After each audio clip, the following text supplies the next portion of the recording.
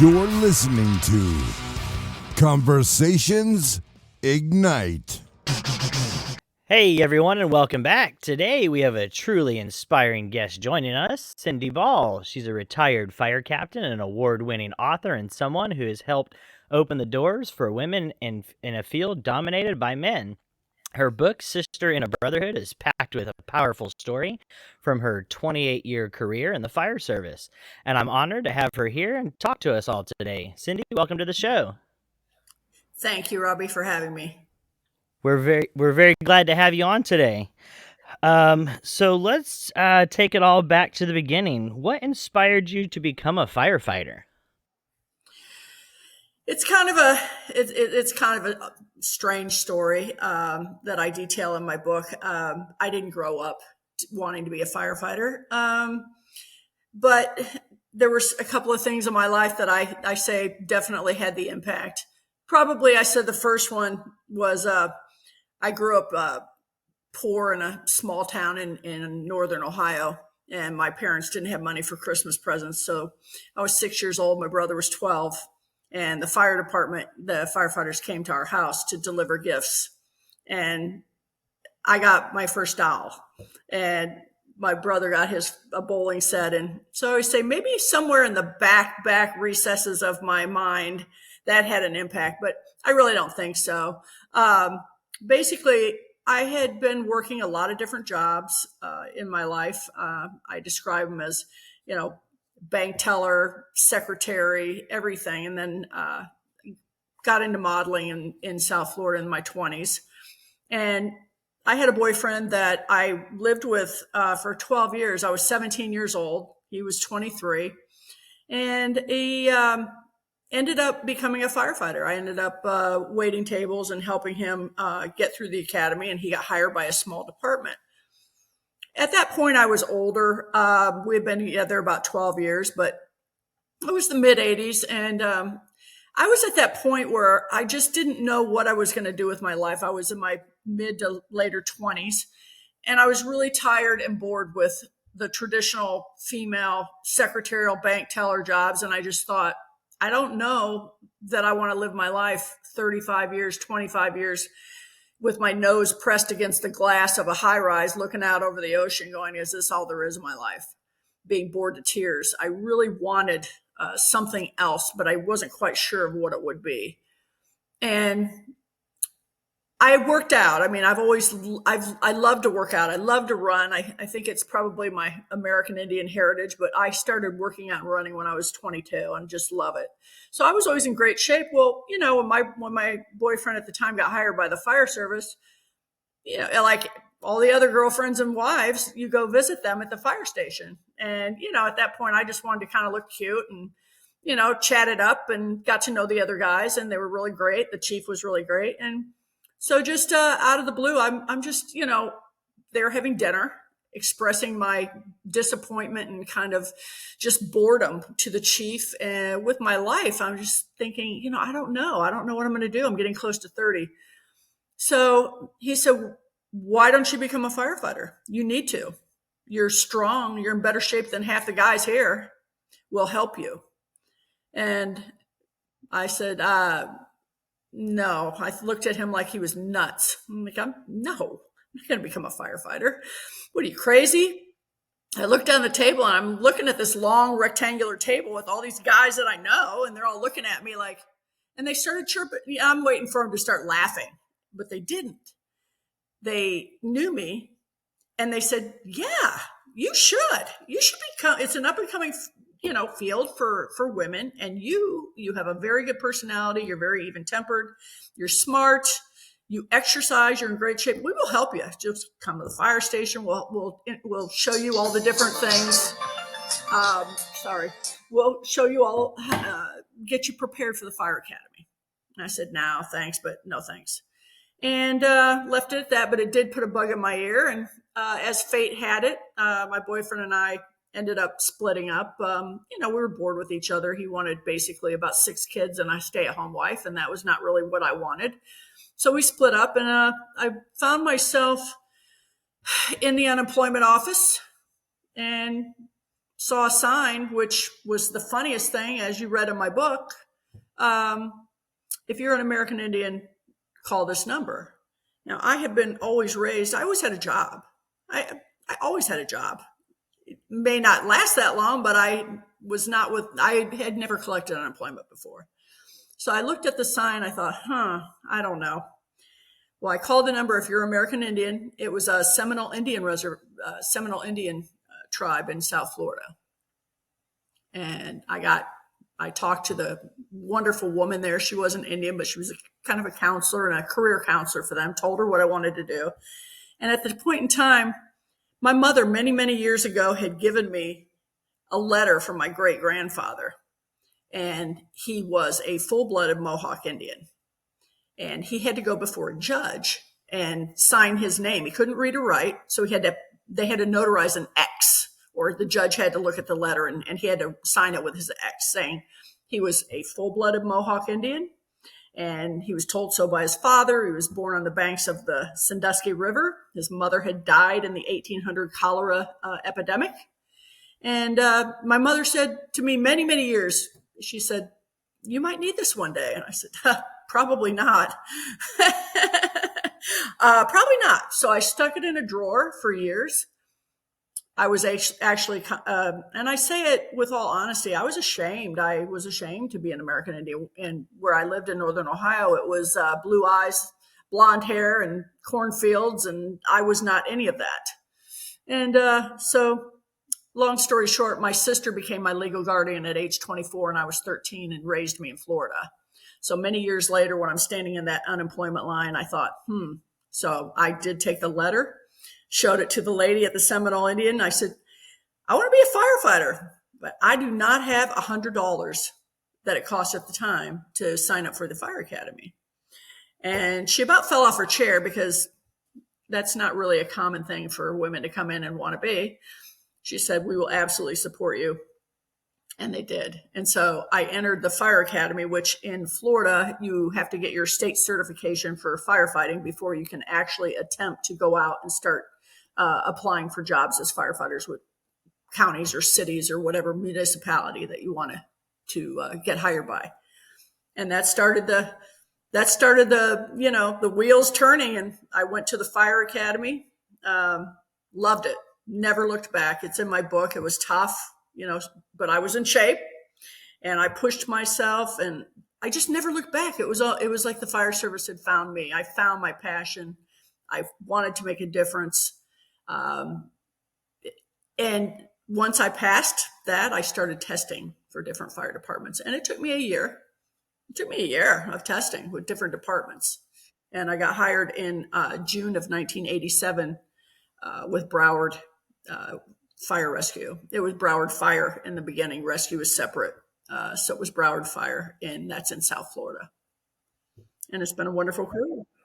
Wow, what a unique journey to get there. I imagine most people, when they start out, they're probably a lot younger, correct? Yes. Was it harder to get in, harder to, was the whole process harder because you were a little bit older than, the younger people coming in? No. I ran 6 miles a day. I jumped rope for 30 minutes at a time, like a boxer.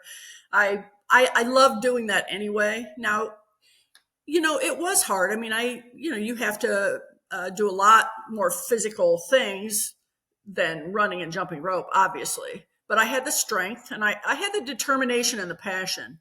And I looked at it like, listen, I'm, 28, 29, I'm 29 years old. I got hired. I was 30 and turned 31 2 months later. And it's just kind of funny because I just got stronger and stronger and more passion driven with a career that I really have. I still have a lot of passion. That's one of the reasons I wrote the book, because it's such an oddity for, in my time, especially a female. I was one of 2 females to get hired in 1987. A third one came on like 2 weeks later. So there were 3 of us, and then we were all on separate shifts. But it was It's not for sissies. It's not for the weak. It's a passionate career. I love it. And my other love has always been for reading and writing. And as people would always ask me, because for so long I was the only female and started out riding backwards, actually rode tailboard a few times, hanging on the back of the fire truck. But I have a lot of passion for it. Wow, that's awesome. It's amazing how the story and how it came to be. That's really cool. Thank you. So you're very welcome. So when you graduated, you got your first, assignment. When you first walked into the fire station for the first time, what was the vibe like? Was it welcoming? It was. It was. I think because, and my husband has said that too, is it was a big department. It was actually started by, it was volunteers and then they became professional. But it was a lot of young guys, even though I had old crusty chiefs that gave me the benefit of the doubt that would have surprised a lot of people. But they knew that I was in shape and that once I proved myself, which was pretty early on, there were there I'm not going to candy coat it and say I never had problems, but no, it was welcoming. I had a wonderful lieutenant. My first lieutenant was, his wife was a brilliant paramedic on the job, and they had a couple of daughters, and he just, they made sure, he and the other two guys that were on the fire truck with me, they made sure, when you get hired with a fire department, you go through 5.5 weeks at that time of, I called it boot camp or death camp. And there were 11 of us, and they put you through the ringer every day. And you have to pass these tests, physically and mentally. And it goes into the standard operating procedures of the department that you will be working for. And so they really hone your skills. And if you fail one of the tests, you're out. There's a bunch of people in line behind you waiting. So once you go through that, and I talk about it in the book, I go through all this stuff, and I passed after 5.5 weeks. And then at the time, this is so elementary compared to what goes on now, is this crusty old chief said, okay, you guys, we've got A, B, and C shift. They're all 3 24-hour shifts. Here's a hat. And here's these little pieces of white paper folded up in the hat. So just put your hand in that hat and grab one. See what shift you're going to be on. And so I put my hand in the hat and got assigned a shift, which was A shift, alpha shift, and started shift. Probably, I think they gave me a couple days off, and then I started. You're on probation for a year. So you're tested by the officers now. You're getting a paycheck and you're brand new. You're called a probie for a year, and you learn the job and you get experience, and you're tested as well by that officer, and they can fire you that first year. You have no say so, no union representation then. And so I was very lucky. I was also at that same time, I saw the future with my department in doing medical calls. EMT was like, you were the golden goose. So I was actually going to EMT school.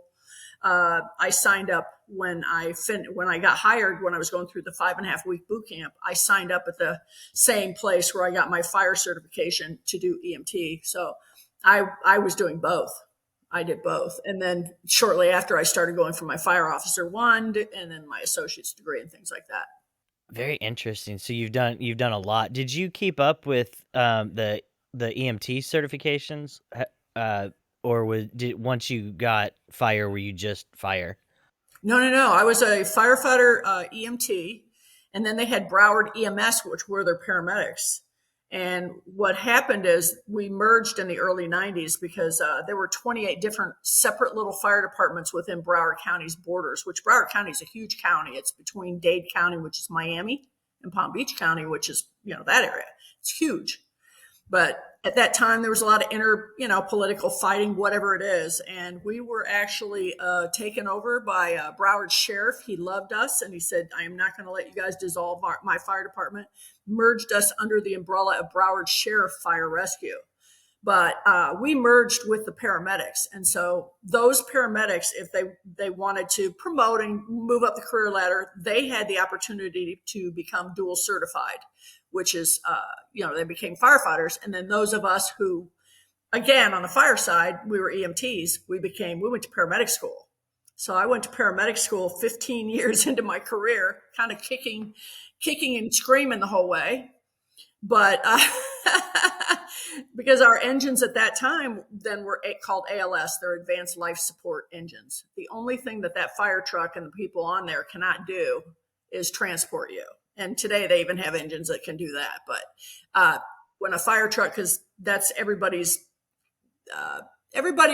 questions, why is that fire truck showing up to this emergency scene? Well, because they're all, most of the time in urban departments, everybody is cross-trained. So you have to be a firefighter and a paramedic today in order to work for, a lot of big departments. And so that's why, and, it takes a lot. You do a lot as a paramedic. We were very, very aggressive and a very assertive department. Ran a lot of calls. And so you had a lot of patient care, but a lot of patients, as you know, it's labor intensive, from the call itself to the age and the size of the patient to what you need to do if intubating them, starting lines on them, 12, all of those things that you do, administering drugs to them. So it takes a lot of people, but I did it and I'm very proud of it. I did lots and lots of time on very busy rescues, got my chops. I ended up getting Fire Officer 1. So I was an acting, I took the driver engineer test every 2 years for 12 years. And I drove every fire truck, ladder truck, tanker truck, but I was never high enough on the list to get promoted. So then at the same time, I became a lieutenant on the fire, and then I became a paramedic. And then I passed both tests in a month, and they said, what do you want to be? You want to be a driver or a lieutenant? So I said, well, I'm going to jump and be a lieutenant. And so then I cut my teeth on rescues where you had no sleep. You're running 25, 30 calls a shift in a 24-hour period. It was exciting. It cut my chops. I loved the busy areas, it's all about the crew. You work with people that really are passionate about what they do, and you're running on adrenaline, you're exhausted, but I loved it. And I really took a shine to being a leader. I took a shine to being a lieutenant, and I was a lieutenant, and then I took the test. I became a captain. And so I retired as a captain, the captain runs the station, is responsible for all the people and all the units that are within that station. And so I did that. That's amazing. Wow. So you actually retired as a captain? Yes. I was actually going to take the battalion chief's test, and I was on the list, but I was getting ready for retirement. And, I say this to encourage young women and young men as well. I mentored both. I wasn't that person that scored number one. I wasn't, but I kept at it and kept at it and kept at it. A lot of common sense, took classes, looked at what I needed to do, worked the busiest houses I could possibly work. And so by the time I was, put myself on the list to take the battalion chief's test, I had felt like I had just been testing my whole career. Because when you go into a new rank, you're at the bottom of the barrel. And I loved to being a captain because I was on the trucks and I was the first one out. And I'm the one who managed the scene until someone of a higher rank, if it was a big fire or a big scene, took over for me. But I was the one going in to the fires and going in on the emergencies. And I like that. When you become a battalion chief, you are no longer on the trucks. You are you're in a Suburban. You're responsible for not just one station, but maybe 3 or 4 and all those units. So you're overseeing that. So long story short, I was 6 months from retirement. And the funny story is my husband and I were on our way to get a beer at the local pub, and they called me and they said, Captain, just want to confirm you're going to be here tomorrow morning to take the battalion chief's test. And my husband's kind of looking, he's driving and I'm looking, and I took a big breath and I said, no, sir, remove me from I will not be taking the battalion chief's test tomorrow. and hung up. And I looked at my husband and he looked at me, and I just went, and I just felt the weight of the world leave my shoulders, because I had 6 months to go. If I had any longer, I would have. But I really loved being on the truck and in the action. And once you get above that rank, you are no longer. It's a different job. I mean, much greater responsibility, obviously. I was gonna ask what a battalion chief did, but you kind of explained it. It seems like at that point, like you said, you're not going into the fires anymore. You're kind of managing a couple houses, and you're in charge of kind of everybody. And like you said, I guess you were controlling the scene until, unless it was a huge fire, until maybe like a battalion chief showed up, correct? Right, because they are responsible. Obviously, when you have a huge scene, you see the Suburban, they pull out this big whiteboard, and it's all how to direct the companies, and it is a big deal. It's a big job when you're a chief, obviously. You have to, at that point, you're filtering information from the people who are inside, the captains, lieutenants, whomever. You're monitoring whatever the situation is, whatever actions are being taken. Have they helped the situation or maybe hurt the situation, or maybe, so that's their job as well. And so it's a big conversation, and that's what they're responsible for.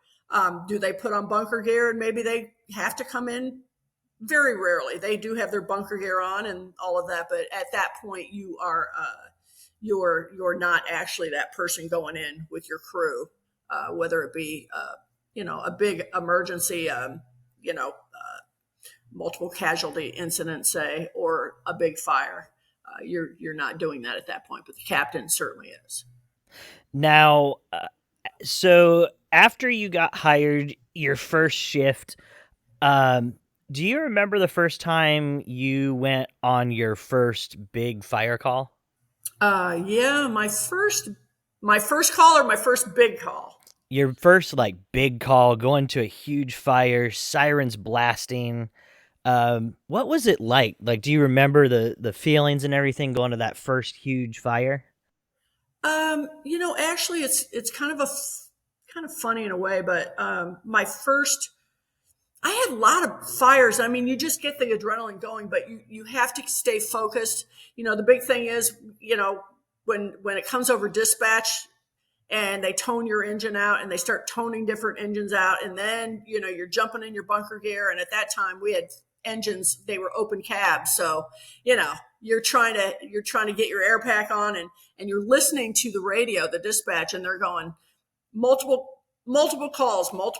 That's when you know it's going to be a legitimate call. And then when you pull out in the station, and the officer, when you're a firefighter, the officer is banging the window, and you turn around and he says, smoke showing. And then when you turn around yourself, when you get closer and you see a big column of smoke that you're going to, that's where you're going. It's very exciting. I mean, but you have to really concentrate on your training, your experience, focus on what your job is, because you have different jobs. The firefighter has a certain job that the driver engineer, when you're driving the truck, is going to pump the truck. And, so there are different jobs, and you learn all of that and you train on all of that. But the excitement, there's nothing like it. I mean, I'll tell you what, going into burning buildings with a hose line, and and all that it entails, and putting the fire out, and then searching for victims, searching for people. And it's obviously physically taxing, but it's an adrenaline rush for sure. And you learn that, it's exciting. But, the best thing you can do is get the experience. And I always say, you start out with pot on the stove, and that's not a big deal. You go in, you put that out, and then maybe you go on a fire, the cabinets are burning, and you kind of get your experience and your confidence by that. And then, maybe a bedroom fire, the mattress is on fire, so, you have a lot of fires like that. And then you get the one where it's blowing out the windows, or it's a commercial occupancy. Those are all adrenaline, and, they're potentially, you have to be respectful of the danger that you could possibly be in, but you have a job to do, and you rely on your crew as well, and they rely on you. But My biggest my experience that I told you or told in the book was when I wasn't that long on the job, and my engine got called into another district for a fire that was at an adult living facility, and I was the EMT on the truck, and I was assigned to the two paramedics. I wasn't a medic then on rescue, and there were just bodies laid out that they were intubating because it was an adult living facility. They had it had spread. I think there were 11 victims, and that we transported. I don't know how many, and that was my first. Real experience with handling patients that were in terrible shock and learning from these two female paramedics that I give the utmost respect to because they taught me. They didn't talk down to me. They were wonderful to me. They taught me a lot, and that was a big experience. That was a big fire. So, but I've had a few. I've had a couple where I was lucky to really kind of make it out. One in particular. So you have those experiences and you learn from them and move on. Put it in your brain, in your memory banks. I can't even imagine just the excitement knowing that you're going to save somebody's house, building, save somebody's life. I just can't imagine the feeling that y'all feel going into those situations. It's amazing for what y'all do. I growing up as a little kid, every little boy wants to be a firefighter. Um, but it's so amazing what you guys do day in and day out. And obviously it's not you know, burning buildings every day, but every day I'm sure things that you're going to other calls and you're just helping out the community and saving people's lives, even if it's not a fire. Oh, sure, sure. Particularly as a paramedic, because again, rescue trucks get busy, so we're first on scene of a medical call, and the patient could be coding, and we have all the equipment and all the drugs and all the stuff that you have to do to try to save that person's life and package them up and get a rescue there to take them to the hospital. And not even that. Not every call is a code. I mean, you run funny calls, you run silly things, you run people that are really down on their luck. And my whole thing during my career was to teach my uh, crew is that I don't care if that person is underneath a park bench stinking and nasty. That's somebody's brother, or that's somebody's father, that's somebody's loved one, and we will treat them accordingly. And I don't care how tired you are. And trust me, you know, you get pretty tired about 3 o'clock in the morning when you've had no sleep. But that's again, that's what the job is. And so I don't, I don't want to glamorize it in any way, even though firefighters, you're kind of like that. People see TV, and of course you're very proud when you walk into the grocery store, and of course all the cute guys on my truck, the girls are all happy to see them, and I always laugh because I always had the older gentleman that would say, "Oh my God, I need CPR." And I just laugh. I mean, we just laugh, and a lot of times it's just helping people and making them feel like, listen, we're going to show up on the worst day of your life and hopefully make mitigate the situation, and we're going to take good care of you. And that would give comfort, especially to older people. They would be genuinely having some serious emergency with themselves or a loved one, and we'd show up, 2 o'clock in the morning, and they're always so, I'm so sorry we had to call you. No, don't be sorry. You called us, and listen, I would try to humor the older ladies and say, look at these gorgeous young guys I brought with me. We're here, I brought these guys with me. We're gonna take great care of you, and we're gonna take good care of you. And nobody wants to go to the hospital, but if you were my mother or my father, men were the harder. That it was, we're going to take good care of you. And listen, I wouldn't say you had to go to the hospital if I didn't really feel like you need to go to the hospital, because a lot of people, especially older people, they're afraid. They're scared to death that, I'm going to go in, I'm not coming out. And, you run the gamut of, not only like fires and true like car accidents and all that. You run all of that, but you also have to be gracious and have a lot of empathy for people that they're just having a really hard time. And just remember that they're having a hard time in their lives. And sometimes, it's exhausting because you just think, oh, sometimes that people call you for, you know, things that like you just go, wow, that's not really an emergency, but they called us and this is what we're going to do. We're going to take care of you.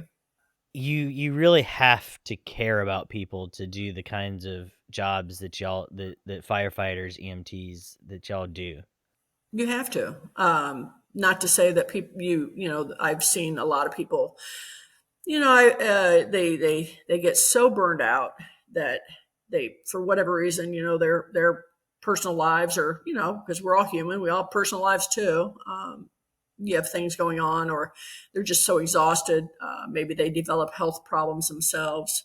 And so it's really hard to see. And you try to help your coworkers. We all eat together. We, sleep in a big old bunk room until I was lucky enough to get my own room, which was many years later as an officer. But you sleep in a big old room, and we talk. And I explain that in my book. We are family. We cook together. We exercise together. We run these calls together. So inevitably, we talk about our personal lives. And but for the most part, it's a life that people outside have been always questioning me about. And for the most part, it takes you love what you do. I loved what I did, and I had and people that I talk to even now, I've been retired for a while, that love what they do, and that's the key. You go into that profession to really make a difference in people's lives, and that's my take on it. You want to give more yourself, and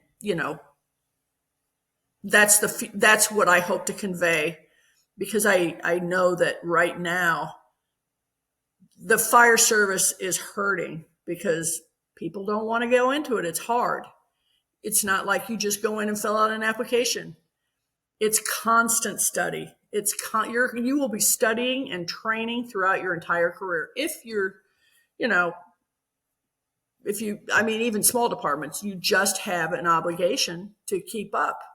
And if you're not willing to sacrifice to go through all that training, and a lot of people don't, especially a lot of young people. I said they all want to be influencers, working remotely, and I'm like, I don't know. I couldn't work remotely.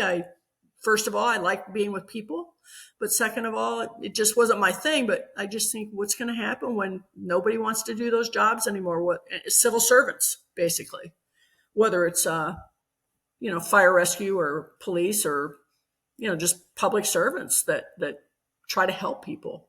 Yeah, hopefully that day will never come. Because it's so important to have firefighters, EMTs, police officers. It's so important to have all of them.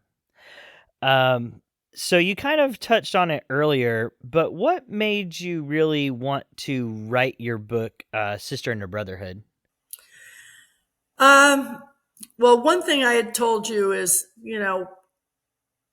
although I came from a very poor background, my parents had more common sense, I think, than a lot of people. My mom and dad were like 8th grade and 6th grade education. My dad was born in 1917. My mother was 1922. They got married, and she was 16, 17. She had my sister, but they were both really involved. They loved to read, and they were involved in the world, and they taught me, right from wrong. But I became, I learned to love books when I think I started reading at 4.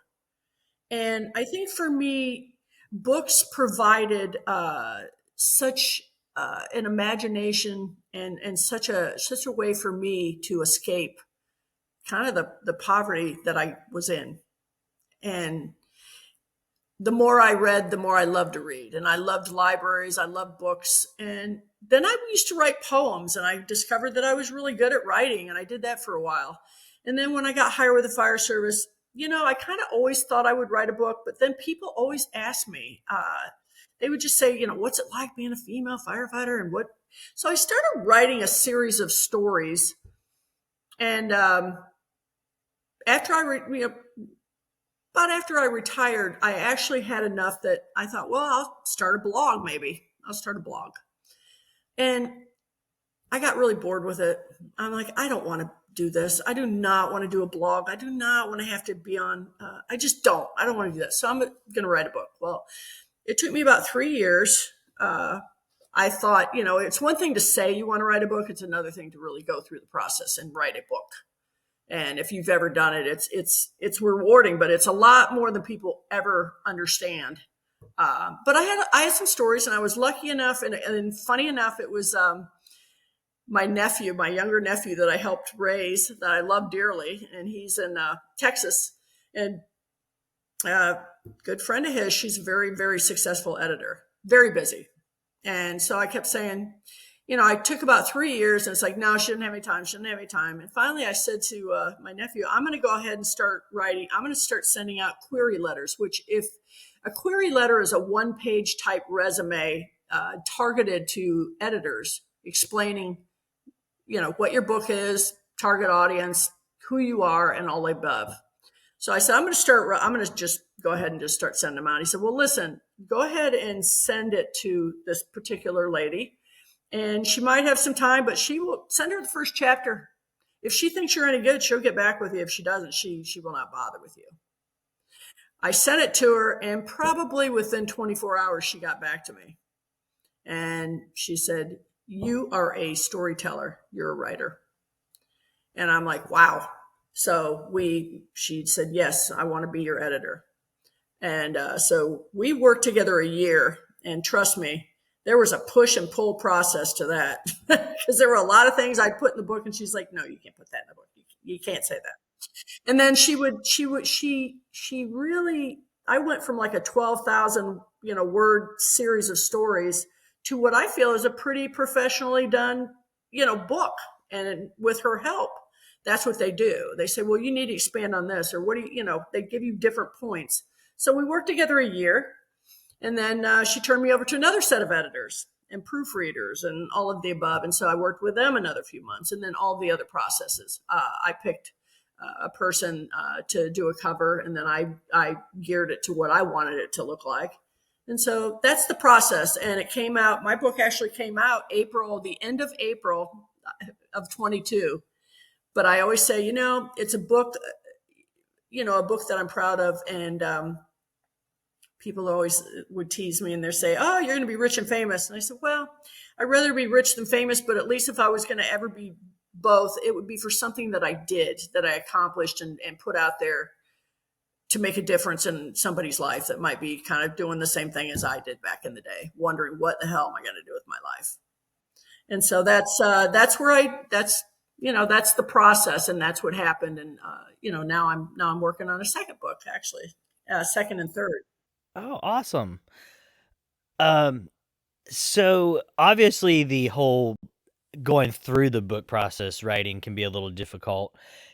Was it difficult when you were actually doing the writing piece, like emotionally difficult?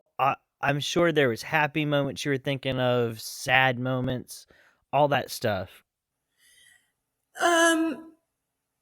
Yes, yes. I mean, it is emotional. And in fact, it's funny because I had not reread my book in a while. And I thought, I need to probably reread it. And it's funny, every time I go do that process, I discover something else, and it makes me go, wow. It just, you go through the process. And like I said, I put some things in there that calls particularly that affected me, either in a positive way or a negative way. I also talk pretty candidly about when I retired, the depression that I went through, because I all of a sudden, after 28 years, it's hard to go from, full speed ahead to nothing. And I've found that a lot of people go through that. It's wonderful to be retired. I would never, it's wonderful, but I was not it took me 5 years to really enjoy and feel great about it. and actually find my purpose, which I feel is this, and speaking out, doing some podcasts, doing book readings, and then again writing. I'm actually going to dip my toes into the Instagram world and maybe try to get my book out there that way, do a little bit of reading of my book, and then talk about my other one. We'll see. We'll see how that goes. Yeah. Very cool. Very, very, very cool. Now, when does your next book come out? That is a question. I'm actually working on, I call it, I'm working on a novel. I always wanted to write a novel. So I'm working on a novel, and it's called Hero to Zero and Back, Jake's Story. And it's kind of, it's a whole group of rogue retirees, and involves a ER doc and a Gen Zer dispatcher. And, it kind of involves people starting to take matters into their own hands because calls aren't being met and that sort of thing. It's a very cool concept. I've gotten a lot of good response from what I've written so far. So I'm excited about that. A novel is a lot different than writing a memoir. It's a bit longer. And then in the back, I was going to write another book, and I decided I call it an addendum, and it's called Should Time Heal? And it is it poses the question, should time heal? Because people say, does time heal? And I say, really, should time heal? Because that's what makes us who we are. That's what makes our lives have purpose or go through hard times. Or like in that case, I have 4 or 5 very, very poignant stories of anonymously first responders and their heartache of having PTSD. And I also have resources in the back of it that for them to reach out, because first responders we're really bad about that. We don't need help. We're strong, we're invincible, and we do not need help. And so I've been having people reach out to me, people I worked with, other people that I've met with other departments that have, really suffered and, lost marriages, drug addiction, or suicide, and I feel like it's something that I can relate to, because I say, the stories stay with you. I call them libraries in the books of your mind. Every call is like a library book in your brain, and there are certain things that will trigger it falling off the shelf, and certain sounds, certain things, especially if you're in an area where a call, came, where you ran a call, it comes back like it was yesterday. But I think a lot of first responders, are very, they're not unwilling to talk about it. It's gotten better, but it's very hard to talk about it. It's a job that you love and you chose to do. It's not like, our military people who, you're in some godforsaken land fighting unknown entity running on adrenaline, and it's really, really fighting for your life every day. And so it's very hard for first responders to put ourselves in that kind of category, because that's not us. And it's starting to become a little more open, where the resources are there. It's just getting people to go to it. So although I've been kind of going on and on about it, it means a lot to me that hopefully people will read those stories, and and those first responders who are, whether they're retired or not, will feel okay about reaching out. That help's okay to get. That you're okay. You're not invincible. Yeah, that's amazing.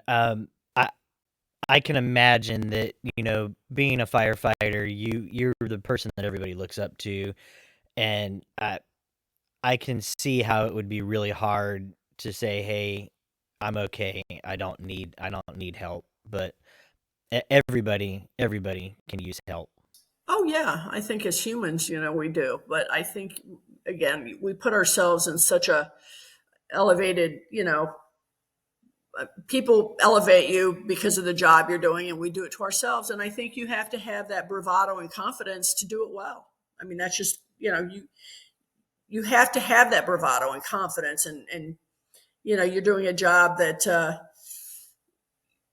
requires a lot of different skills in a very short moment. You have to be able to delegate and to try to figure things out and do things very quickly in order to, save property, save lives or whatever. So you're used to running. Yeah, you're used to working like that. So it is. And it's hard. And like I said, a lot of people, I was very lucky because I met my husband in the fire service and we could bounce calls off each other. We could talk to each other. I could talk to him, and he had been in the Coast Guard as a young man, 18 years old. So, he had been a civil servant for his whole life. So it was, and we could talk, but I've talked to a lot of women that were married to firefighters that I work with. And, they would say, he never talks to me. He never talks to me. He doesn't say anything. He comes home. I ask him, how was your shift? How was this? And the thing I have to say to people, because the big thing people will ask you when they find out, oh, what did you do for a living? Oh, I was a firefighter. I was a paramedic. What is the worst call that you ever ran? And you can't tell them. You can't tell people in detail what the worst calls were that you ran because you don't want to give them nightmares. Now, when we get together with our own, the dam bursts and they all come out, whether we ran them together or whatever, we talk about them, they just all come out funny, sad, whatever. But it's very hard to talk to your loved one,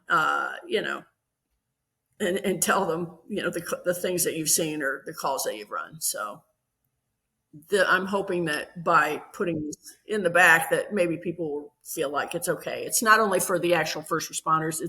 I did a podcast, one of my very first ones called Under the Shield. It's a wonderful organization that is an anonymous help for first responders and their families. And, they don't treat it as a disease. They kind of treat it as, an illness that can be cured, and they're wonderful. So I will have that in the back of my book for people to reach out. Hopefully they will. Wow, that's amazing. It's amazing that you're doing that for the people. Now, so you rose through the ranks all the way to captain. So what did you learn about leadership along the way?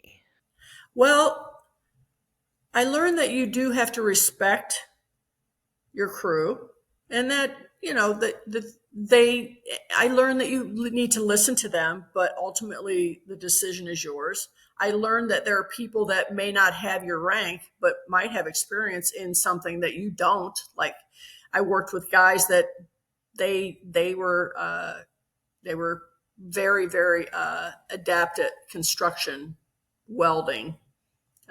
So when you're going to a building they had a lot of different skills.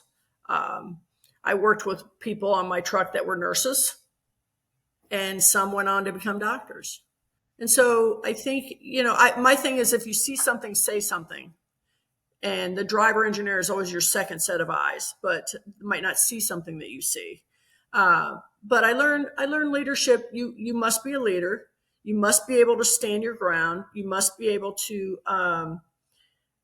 call them out when they're not doing the right thing, and you must tell them what it is your plan is. And so that I think is a big one. We would have meetings in the morning. We get on shift at 8:00, 8:30. We'd have a meeting. This is our daily schedule. This is what is expected of us, and this is what I expect of you. I think if you tell people in a very good way, not condescending, what their job is and what you expect of them, people are relieved because they will follow a leader that's strong. That I have people that questioned me and tried to, give me a hard time about it. Oh yeah, certainly. Whether it was, I don't clean bathrooms because, we have a station, we live there. We have to keep it clean and maintained. And I would say, well, today you do.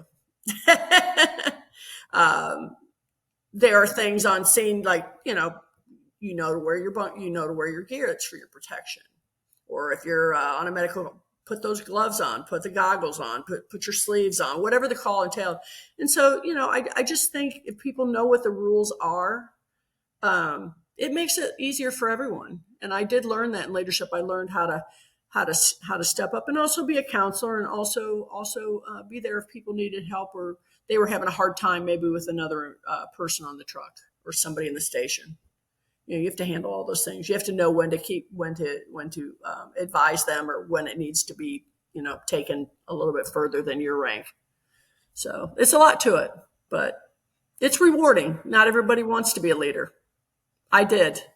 Yep, exactly. Not everybody does, but I can see definitely why you were, just by all the points that you just mentioned, all the good leadership, qualities where you may not know the answer, but somebody else may. You got to listen to your team. You've got to communicate with your team. All that stuff, just it all goes into being a great leader. So I can definitely see why you were successful. Thank you. You're welcome. You're welcome. Now, what is there any advice that you would give to women, men, anybody right now that wants to go into the fire service? Yes, I would tell them to prepare for it physically, and I say that because uh, when people are going through paramedic school, or they're going through fire school, but paramedic school, they come and they ride with you. That's part of the course curriculum. They come and they pick a firehouse, and for medical, they pick a preceptor, someone to oversee their skill level. But I would sometimes have people come in, and let's just say that they were not in very good shape. They were not. And I would say to them, what are you going to do? Are you just going to be I shouldn't say, are you just going to be a paramedic, but it's very limiting. If you're just going to be a paramedic, you can go on with a private ambulance company. You probably get hired by the hospital. But if you want to be a firefighter paramedic, you need to be in shape. And I would have them, men or women, both, they would say, oh, I'm going to get in shape when I join the academy. Let's say, no, not really. You'll be thrown out in about 3 days. You won't make it. So, the thing that I would say is to be prepared physically, be prepared mentally. There's a lot of things that when you go to apply at the school, they'll say, like, get your physical. And a lot of people, it's human nature. I'll put it off. I'll get it later. But, what happens is people don't have the right paperwork. And if you're the one next in line and said, hey, this person is getting, there's a slot open because this person can't make the qualifications for this particular class, this particular, roster, and you're there going, hey, I have everything, then you're going to be well ahead of the game. I say be respectful from people. I tell women, I mentored a lot of young women, don't be too familiar. Draw your line in the sand. You have a job to do. We are a crew. We help each other, but don't expect, because, I still believe, men are kind of had that ingrained thing. They want to help women. And I certainly had it in my career where guys would say, oh, let me help you with that. And I would say, no, I have my job to do. You have your job to do. If I have a question, or if I need assistance, because, you're lifting generators out of trucks, you're starting saws, you're taking, a lot of stuff. If I need your help, I will certainly ask for it. But, be confident that in your skill level, and be there to learn, be a sponge. I mean, don't be that person that the chief has, or the officer has to say, get me this. And all you hear is the compartment door slamming because that person doesn't know what piece of equipment is in which compartment. That is that's a big no. So when you finally get on the job, be that first person out there checking out every single piece of equipment, whether it's medical or for the fire truck. And just be out there, be out there and be a sponge and learn. Very cool. Very good tips. I love everything that you just said. So you were in the fire industry for a very long time. Has it changed since you started to now? Has it evolved any? Obviously, ever since time there's been fire and firefighters put out fire, but has it evolved since you were in it? Uh, well, I mean, as far as equipment that we've received, and Absolutely. I mean, it was great to get. To me, the best things we ever got was we got the um, thermal imaging cameras, and equipment evolves and it becomes more accessible to the budget for departments to get. Gear certainly improves. When I got hired, we put our bunker boots beside our bed. You don't ever put bunker boots and fire gear by your bed. We would take ours to the local laundromat because you never want to wash your gear in your home, washing machine.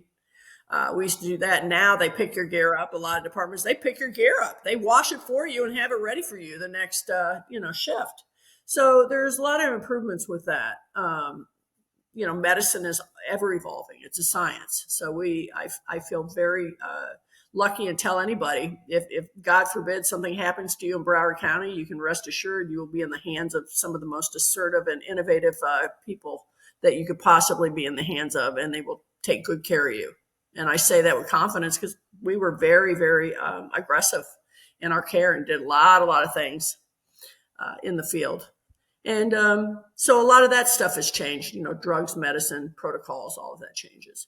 As far as as the calls, I've talked to people. I think when COVID hit, it was a big hit.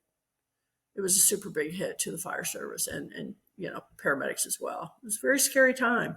We dealt with N1H1 and AIDS and hepatitis and all of that stuff, but COVID was another level.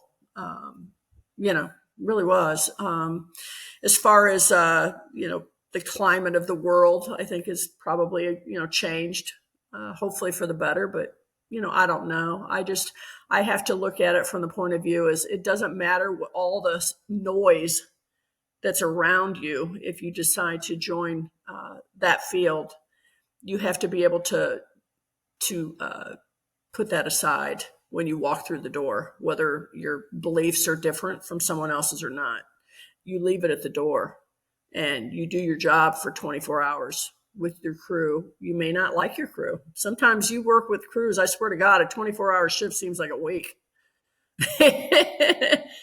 Tough, but you do it.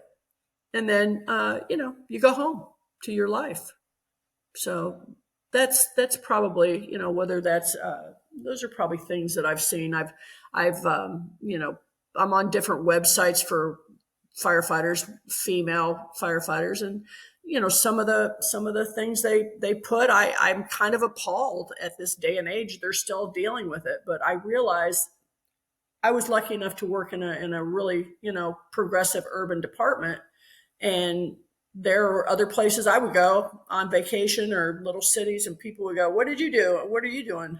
What do you do for a job?" And I said, "I'm a firefighter," and they look at you like they want to pet your head like you're a puppy. Oh, sure, honey, you do. Sure, sweetheart. I know you do, but and women are not, they're given a hard time. But on the flip side, I'm very, very, open with the women and say, you need to be able to do your job. Don't be too familiar. Don't go into the firehouse and, think you're gonna, start, sitting on somebody's lap, or you're running around non-professional. You keep yourself in a professional manner. And yes, you know what? I work with guys that when I go on shift, and after years of working with them, if I'd see them somewhere, I'd say, "Hey, how you doing?" Giving them a hug. Most of the time I stuck out my hand, give them a handshake. But I said, don't be too familiar. You keep to yourself. You will get close, but know your job, and just continue your education, continue learning, and decide where you want to, you never know. I mean, I didn't start out thinking I was going to be a captain. And so you just don't know where it's going to take you.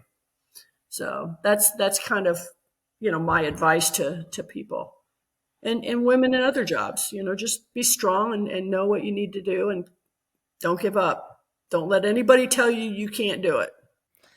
That's the best thing to say. Don't ever let anybody say you can't do what you want to do. Is there any advice that you would give yourself, like when you first started out? Is there any advice that you would give yourself now, looking back? Probably to study harder, to maybe be more focused. I, I was lucky that I had the will and the drive and the patience to just know I could do something and continue doing it. But I was hard headed in the fact that I probably could have done things easier if I would have maybe studied harder or taken different classes. I don't know. I mean, you can always one up yourself and say, "Oh, I could have done this, could have done that." Maybe I would have been number one. Maybe not. Not everybody that's number one on a list is the best, and people will tell you that. But I probably didn't. I don't know. I think I did things the way they were supposed to be done when I look back on my career. Um, I really do. I don't think mentally I would have ever been ready to do what I did if I was 18. I worked with people that got hired at 18. God bless them. I don't know, how you do that. It's a very tough job, and I think even 20, 21, you're young, and I'm very thankful that I wasn't that young. I had been through so much in my life. I was out on my own at 16. I was with a boyfriend from 17. Did all those different things that I detail in the book. But um, I was really feel fortunate that I decided, I guess by fate, but if I say the fire service found me, but that I found it at the age that I did, because I was mature. I had worked. I had done a lot of different things in my life, and I did have I was ready to take on the challenge of something else that would I guess hopefully bring me joy and passion in my life, and it did. It did, and I met my husband on the job. That's amazing. Everybody says everything happens for a reason, and timing just happens, and it seems like timing just happened at the right time for you. So that's amazing. It did, and it did. That's awesome. Now, with the successful career that you had, making it all the way to captain, being a great leader, how would you define success? I think for me, success begins. I think it begins in your heart. I think it begins with yourself. I think it's something that you can obtain wealth, status, all of those things, but to me, success is, it starts out with you, your heart, your happiness, your satisfaction with where you're at in your life. And some people, it's funny. Not everybody wants to be a high powered anything. Not everybody wants to be, in magazines or famous and all of that. I think for a lot of like average, or maybe not just, I shouldn't say average, but I think for a lot of humans, you want to be, your success to you is having someone, by your side, or having children, having animals. In our case, we have animals. We have a German Shepherd. And being happy, being able to put food on the table, being able to have good health. I don't care how much money you have. If you're not in good health, it kind of puts a damper on things. So for me, success is not like the doesn't mean that you have to be, the president of this, or be this, techie that makes, a gazillion dollars. Success also to me means taking a risk to help other people find who they are, and helping somebody who might really need it. I love how you said in the beginning that success starts in the heart, and then how you end it by just saying it's helping people. It's amazing. It has been an absolute pleasure to talk to you today. Your story is so incredible. It's so uplifting, inspiring. I'm so glad that we got to have you on the podcast today. If people would like to pick up your book, Sister in a Brotherhood, where can they do that? they can pick it up. Obviously, Amazon. They can go online. It's available in Kindle or ebook version as well as paperback. They can, if they the Apple, whomever they get their books from, it's on there. It's available. I do not have audio. I've had so many people say, do it Audible, and I would want to do it myself. I don't want to hire somebody to do it. And technically, it's an expensive process, is what I've been told. And it's kind of like why I'm thinking maybe I might try to do something on Instagram. I've kind of taken down my webpage because I felt like, it's run its course. It's time to have fresh approach. So, I'm going to do Instagram. I have a Facebook page, Sister in a Brotherhood. And I'm hoping maybe I'll start reading a little bit of it on that, just to maybe draw some attention, because I always say, if I was famous, I could write a crappy book and it'd be on the bestseller list, because I've read a lot of them. You probably have too, so you know what I'm talking about. But as far as getting my book, you can go online. You go Amazon. That's what everybody seems to use. Amazon, you can get it that way, or ebooks, Apple, whatever. So. And I hope they do. And anyone that really, I love to hear back from people, and I urge them to, contact me and let me know what they think about the book. What surprised them about it. And that's what I was going to ask you. I always ask people, what about that book surprised you? And what did you find, what did you find funny, or what, maybe did you learn something, that you didn't think you knew, that you didn't know. But, I like to find out people's opinions on what they really think about the book and the career, and myself doing it. That's awesome. Now, if they want to contact you after they buy it and read it, how can they do that?